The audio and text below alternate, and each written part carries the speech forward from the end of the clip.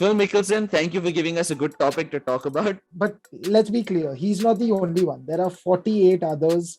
This is started by the Public Investment Fund, again, the Saudi Arabian-backed investment fund, the same group that has 80% of Newcastle, state ownership versus individual ownership. And I think that's where the discomfort comes, right? I just think that there's too many agendas here, too many people pulling strings. PGA tours tend to be very, very US focused. Most of the tournaments are played in the US. This one is going to be a little more international. What's interesting is Netflix is actually planning something like a Drive to Survive for golf. They're going to change from playing 72 holes, which the PGA Tour does. It's always 4 rounds of 18 holes. They're going to change that to 54 holes. I mean, you're getting paid more for playing less. You can't help but draw those comparisons, of course, between the Super League and LIV.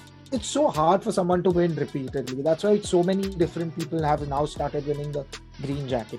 You don't have a Tiger Woods or a Rory McIlroy coming out every time.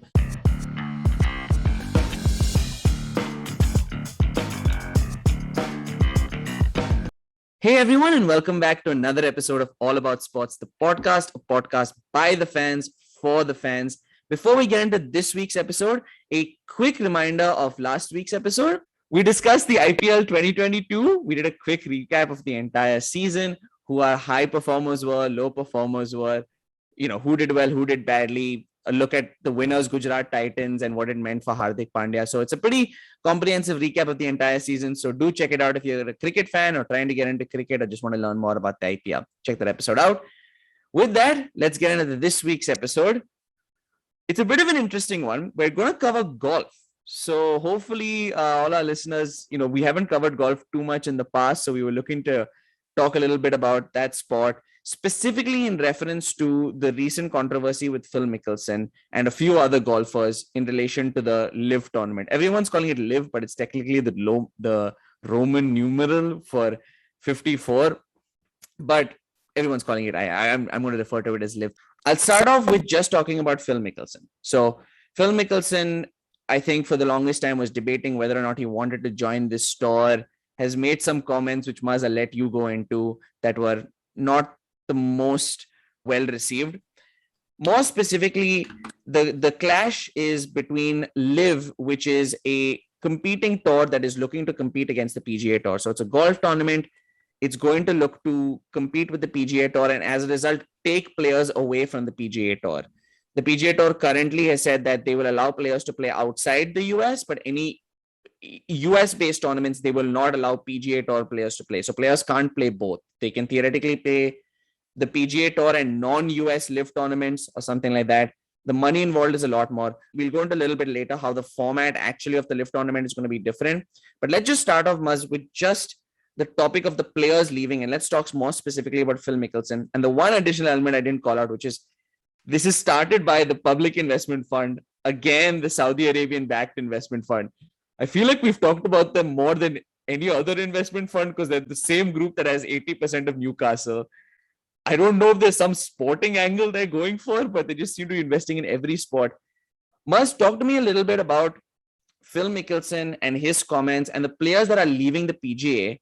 Your thoughts on it and where the controversy is coming from.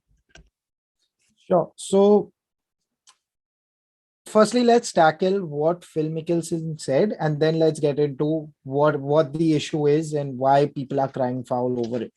So, I think Phil Mickelson basically said, and I quote, and again, you can find this anywhere online, Saudi riches were too good to ignore. That's basically what he said. And then he went on to say they are scary motherfuckers to get involved with. We know they killed Khashoggi and have a horrible record on human rights. For those who don't know, Khashoggi was a journalist, and if you just Google it, you'll know the case. Even those who don't follow current affairs, I'm sure you've heard of this entire horrific incident with Khashoggi and the way this journalist just disappeared from this earth. So definitely do check out that. And the Saudi Arabian government is now admitted to, after a period of time, has finally admitted that they were responsible for his disappearance. Some of the stories that we heard about what happened to Khashoggi's body, after Mickelson knew all of this as well. He went on to say, they are scary motherfuckers to get involved with. He knows about this and he knows about their horrible record with human rights.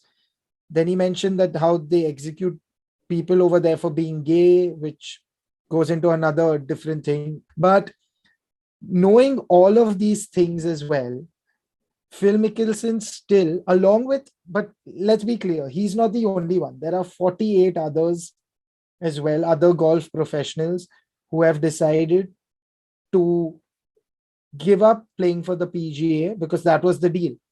Much like you mentioned, Krishnan, the UEFA versus the blackmailing that UEFA had done as well for these clubs and the players, saying that they can't play for their national teams and so on and so forth.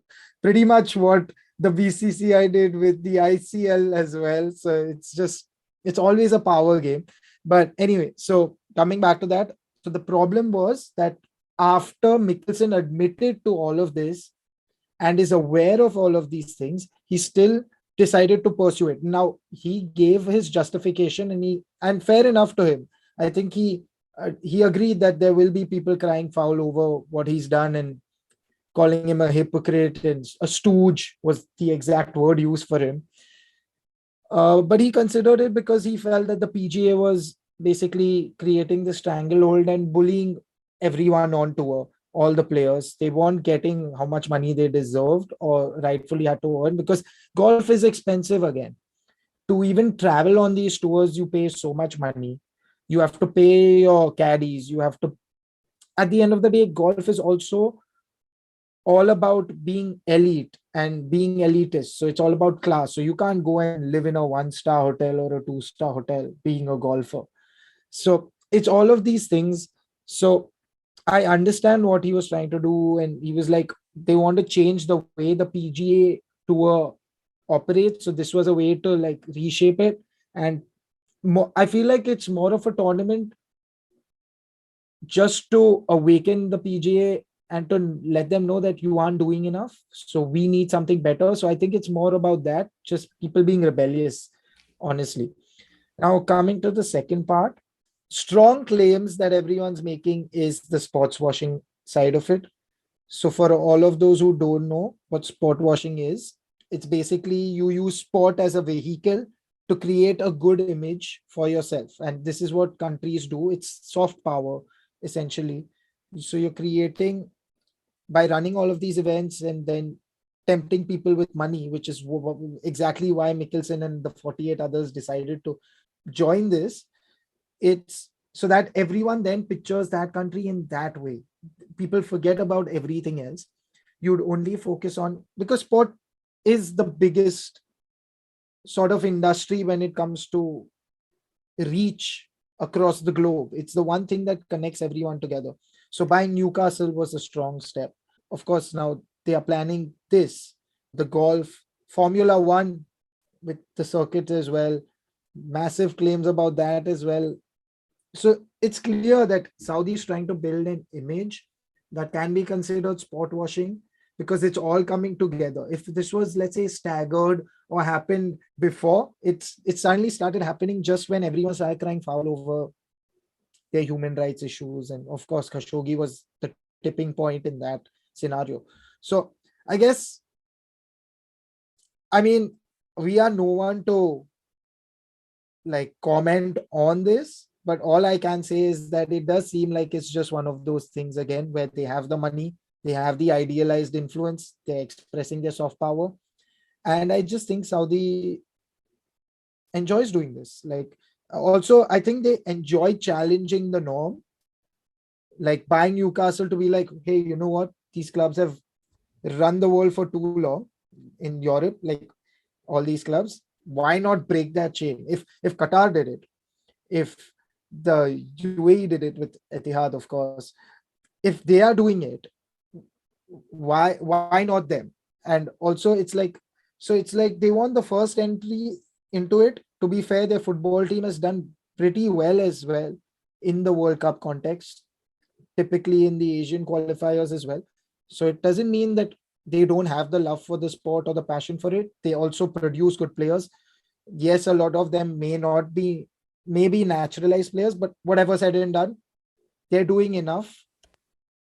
All the other issues are different. I just think that there's too many agendas here involved and too many people pulling strings. So it's again, it comes down to that, the West versus the East. And Maz, I loved your overview of the entire situation. I want to quickly talk about both areas that you covered. Firstly, on the Phil Mickelson point, I completely agree with what you said, because if he just said, hey, there are two issues with the current PGA tour, this other tournament solves, it creates a better structure that I want to play in, and it's more money. That's it. The problem is, before he said that, he went on this whole rant about like how they, like, exactly like you said, they like punish people who are gay. They are obviously very terrible from a human rights violations. But all of that is okay because, you know, the PGA structure will be changed and we'll put more pressure on them. So if literally that first part of the conversation was removed, I would completely just understand where Phil Mickelson is coming from. But to justify the first part of this conversation with the second part made no sense, and obviously got completely shat on, completely justifiably, for making that statement. He did, in his tweet responding to it, said something about how it was technically not on the record.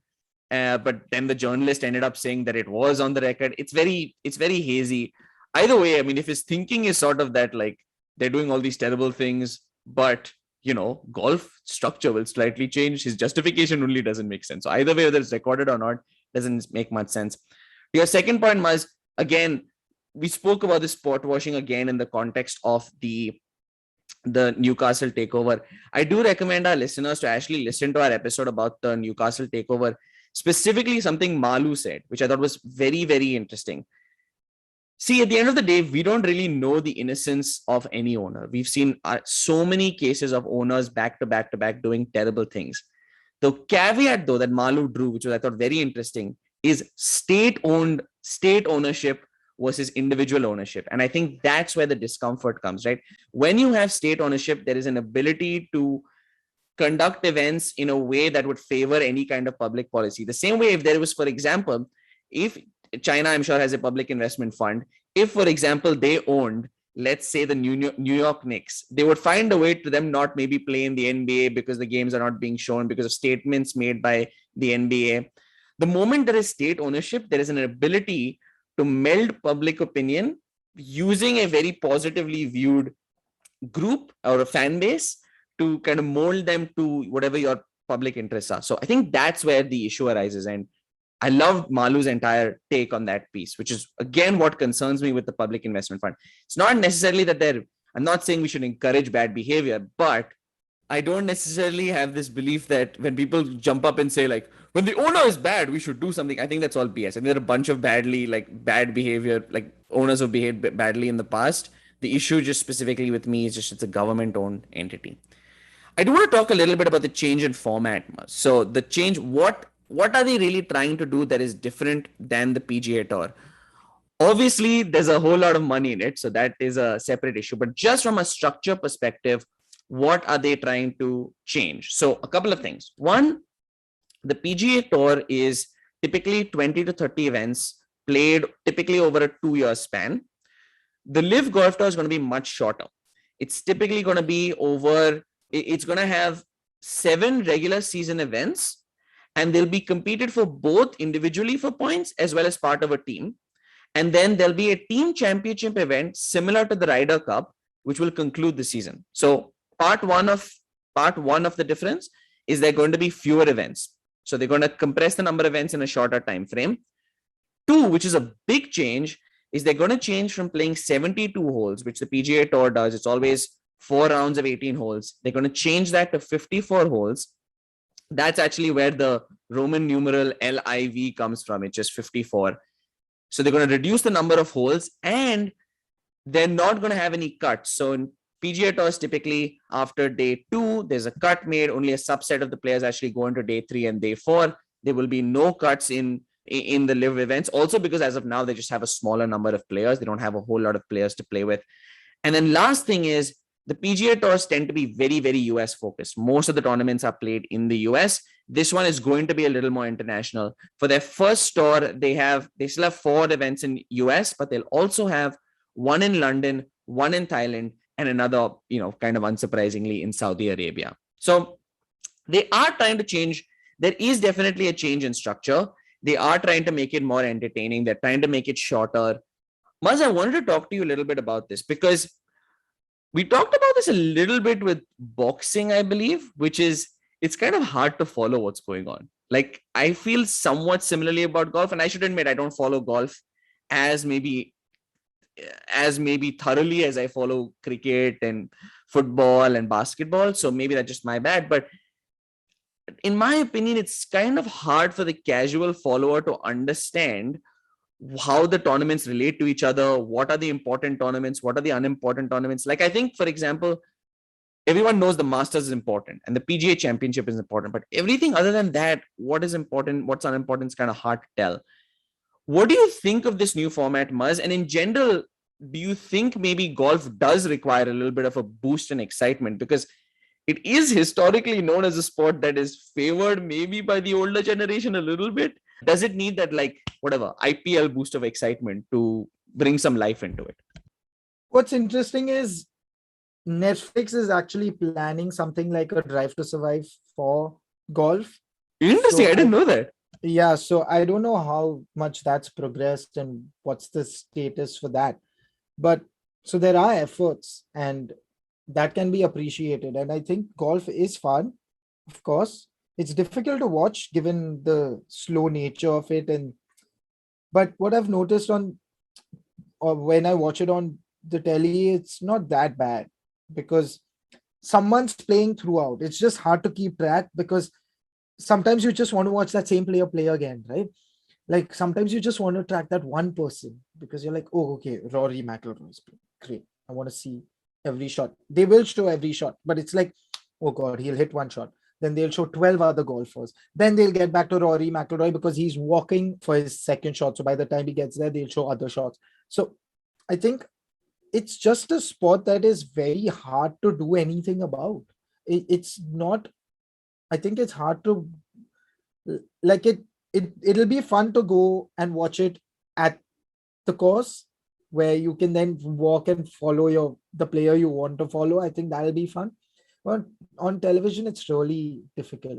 If there's Tiger Woods there, for example, as well, then you just want to watch Tiger, right? Like, not with no disrespect to all the other golfers. Some of them have obviously even surpassed Tiger in recent times. Of course, his record is unblemished, but in terms of just everything else, like you go for certain people, so it becomes really hard. As for the format that you mentioned, I think you highlighted everything perfectly. I think it worked in the Olympics. Obviously, like you said, they only have 48 golfers, so cutting, they don't want. And also, since there's so much money at stake, I guess you want your money's worth. So you'll be like, no, all of you play. But maybe if they do the cutting system where then they have the T score, the pass score, whatever, then do it by rankings, that would add excitement because then the fewer people playing the holes, the quicker it gets done, the less of an interval between each shot for that particular golfer. I think that'll change a lot. So I think that's something that they could have considered exploring to boost viewership. But yeah, you never know, man. I think the Netflix documentary is a great way to reach out to even casual fans or those who have no idea about golf as well. Like, I know for a fact I will end up watching it then. 100%. I mean, we just know the Drive to Survive impact that F1 has had. I mean, Drive to Survive is literally given F1 a second life in the sense that people who kind of vaguely followed F1 now follow it way more seriously because of Drive to Survive.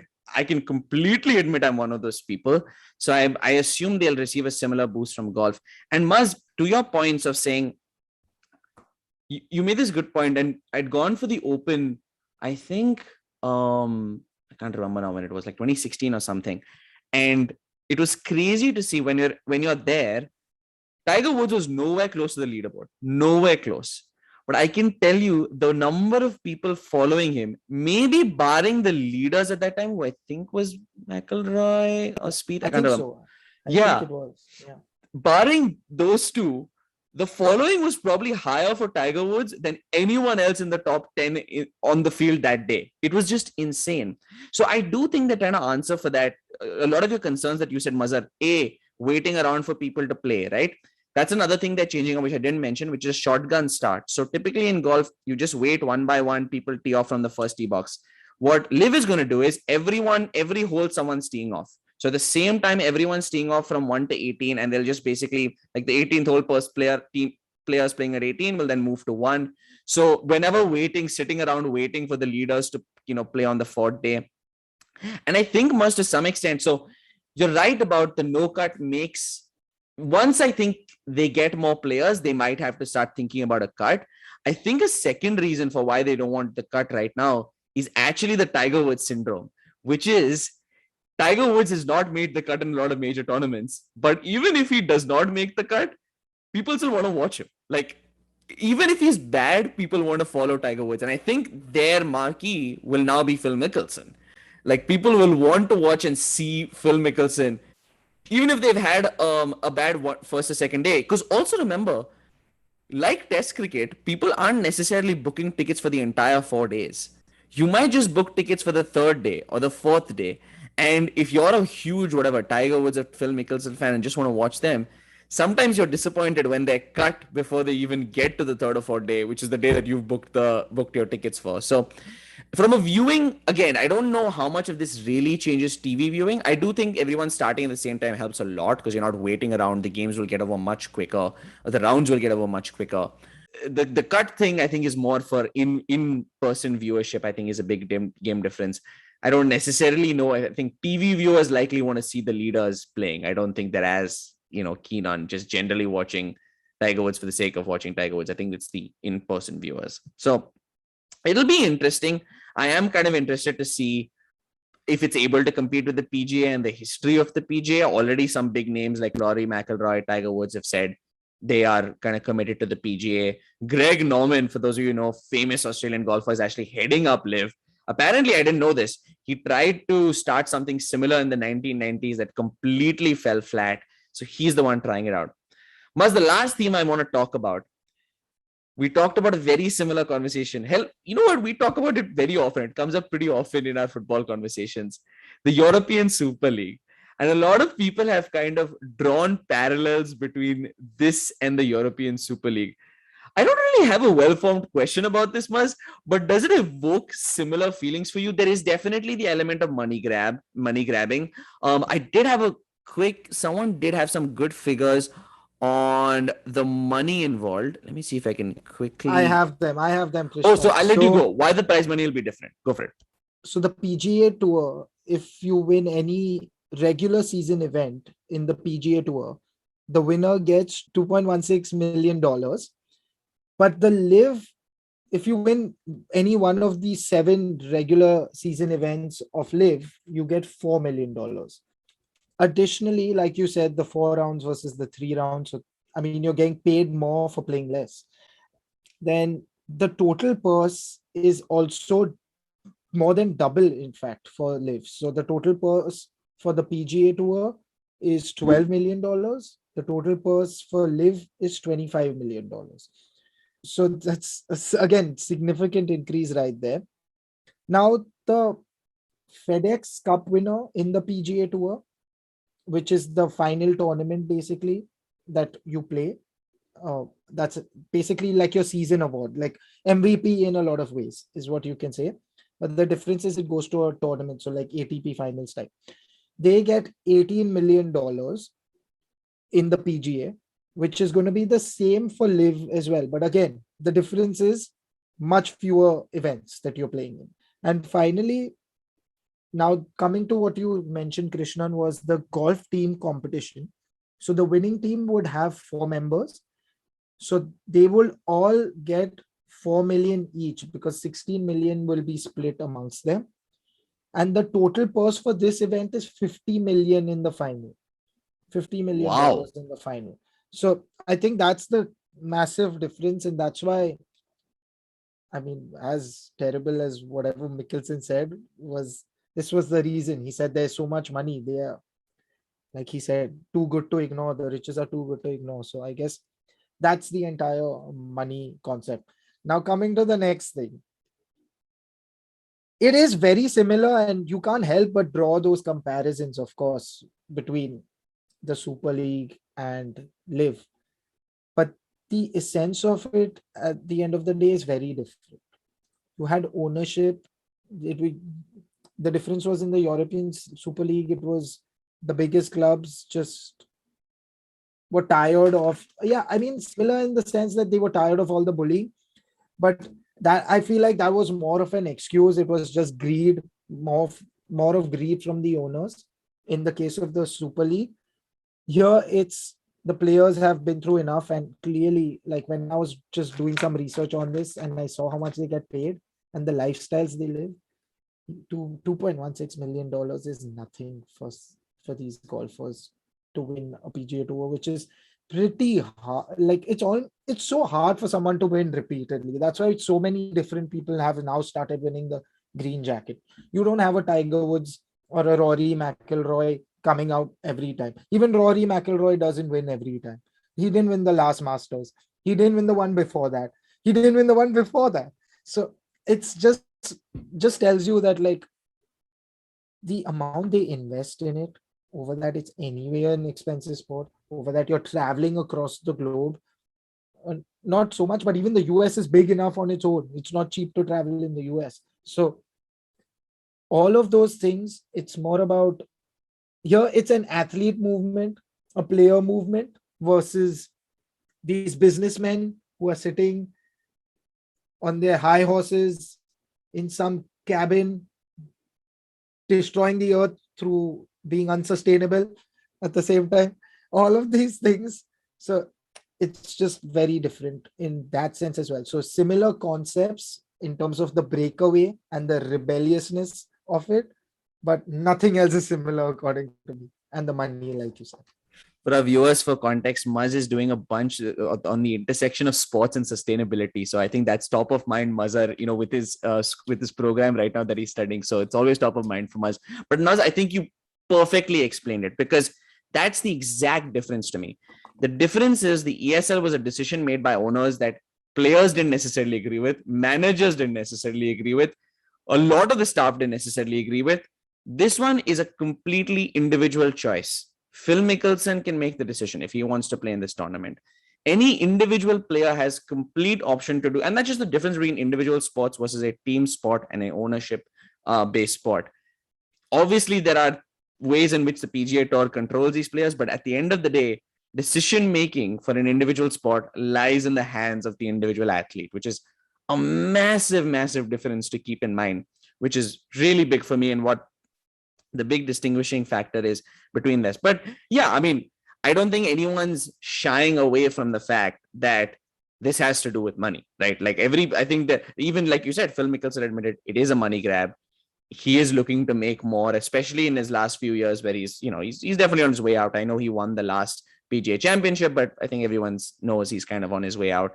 So it's pretty clearly going to be more money for the players that play in it, but it should be interesting. It's definitely not going to be like the ESL where it died in 3 days. This is definitely one that I think they've already set their locations.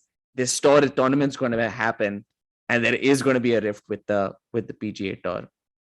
So just to add one more thing, again, like you said, and that's a great point that you mentioned, it's not going to die down in 3 days. And why? I don't want to say why should it, because I'm not a big fan of the entire state-owned concept and the fact that state-owned organizations have such a big say in sport. But Saudi's race has never been cancelled. The F1 Grand Prix has never been cancelled in Saudi. Newcastle's consortium went through, right, at the end of the day. The Premier League approved it as well. So people will cry foul. People will try to have their high moral grounds, so high moral grounds in quotes. And all of this will exist. But it'll still go ahead because money makes the world go round. How many times have we said this on the podcast? I think if we had to make a compilation of the times we've used, the number of times we've used money, we can have 50 episodes just with that word. And I think the big difference, to give credit to them, is one thing we realize is competition is healthy a lot of times. Like it is healthy to have competition. I think the UFC is proving to be this argument where, and Dana White has said this too, right? Like if you think you can form a group that is doing this better, create it. And maybe if they create it with better fighter pay, it could be good. Like it'll help the sport in general. So, and I do think, again, the ownership is a major issue of LIV. But if we hypothetically take the owners out, I think it is interesting to try this different structure. I do think they're actually thinking through different ways to improve golf viewership. So, but taking the owners out for a second, I do think they're actually building something new. And again, it's not just reserved for any one person. Like it's not just reserved for the Tiger Woods, Phil Mickelson, which is what the Super League would be, which is just reserved to like the famous 15 clubs with like 3 other clubs that can come in. This one's open to everyone because their goal is genuinely, obviously there is the sport washing goal from an ownership standpoint, but for the golf lovers, Greg Norman, let's say, the focus is to change the way in which golf works, how it functions, and trying to try a different style of tournament. It's almost like a competing style to, let's say, if tennis, a new group came out and say like, let's not do these ATP tournaments, let's do this. So I think it could be interesting to check out. I do think it needs a burst of energy, which I love the Netflix idea. So I'm sure we're going to do an episode at some point in the future on their Netflix show at some point. Muzz, thank you so much. Phil Mickelson, thank you for giving us a good topic to talk about. For those of you listening, do leave your comments on your thoughts on this tournament, what your thoughts are on Saudi Arabia's specific ownership or the public investment fund specific ownership in this tournament. Any other thoughts you have on golf, on the players who are moving, on the players that have been suspended by the PGA Tour, leave it all in the comments or DM us. Feel free. Also, if you do enjoy this episode and know any golf lovers out there, do make sure to like the episode, share the episode with anyone who might enjoy the episode. But with that, stay safe, take care, and we'll catch you next week. If you like this episode, make sure to leave a like and share it with anyone else who might be interested. You can also subscribe on any social media platform that you prefer, and all our links are in the bio. We also have a website with all our episodes as well as blogs and a whole lot of other sports content, so make sure to check that out as well.